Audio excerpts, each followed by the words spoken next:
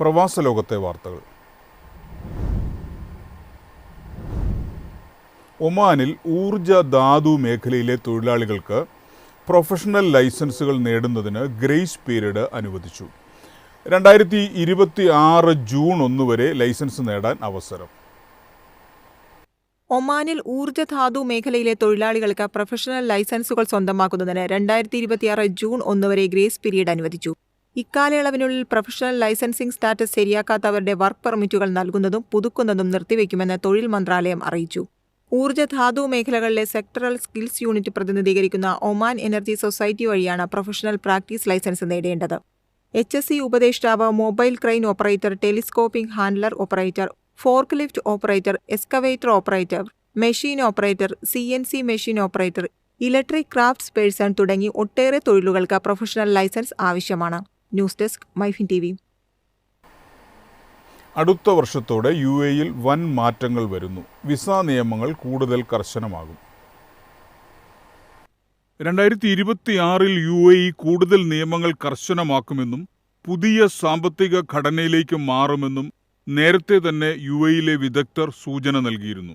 ഇതിൽ കൂടുതലും ജീവിത നിലവാരം ഉയർത്താൻ ലക്ഷ്യമിട്ടിട്ടുള്ള സുപ്രധാനമായ പരിഷ്കാരങ്ങളാണ്.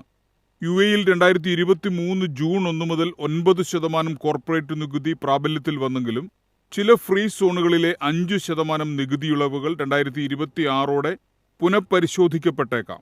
ചെറുകിട ഇടത്തരം സംരംഭങ്ങൾ നടത്തുന്ന പ്രവാസികളെ ഇത് നേരിട്ട് ബാധിക്കും. നികുതി വർദ്ധിക്കുമ്പോൾ ബിസിനസ് ചെലവുകൾ ഉയരാനും സാധനങ്ങളുടെയും സേവനങ്ങളുടെയും വിലകൾ വർദ്ധിക്കാനും സാധ്യതയുണ്ട്. ഇത് പ്രവാസികൾ ഉൾപ്പെടെയുള്ളവർക്ക് സാമ്പത്തിക ബാധ്യത ഉയർത്തുന്നു.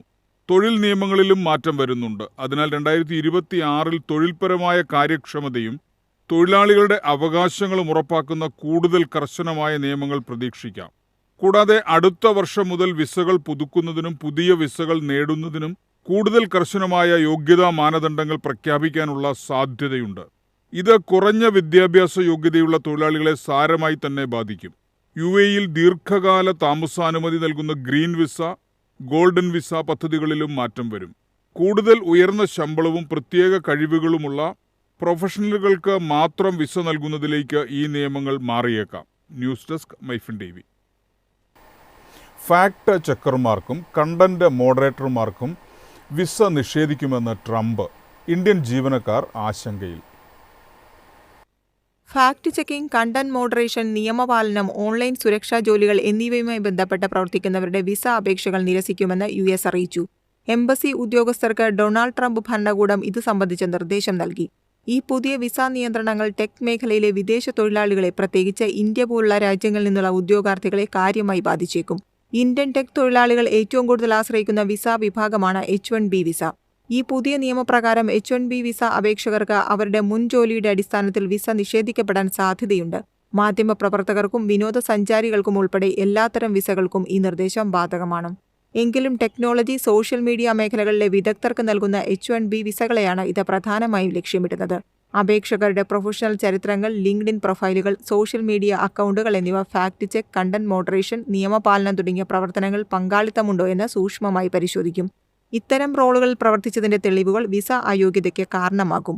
അമേരിക്കൻ പൗരന്മാരുടെ അഭിപ്രായ സ്വാതന്ത്ര്യം സംരക്ഷിക്കുന്നതിന്റെ ഭാഗമായാണ് ഈ തീരുമാനമെന്ന് ട്രംപ് ഭരണകൂടം വാദിക്കുന്നു.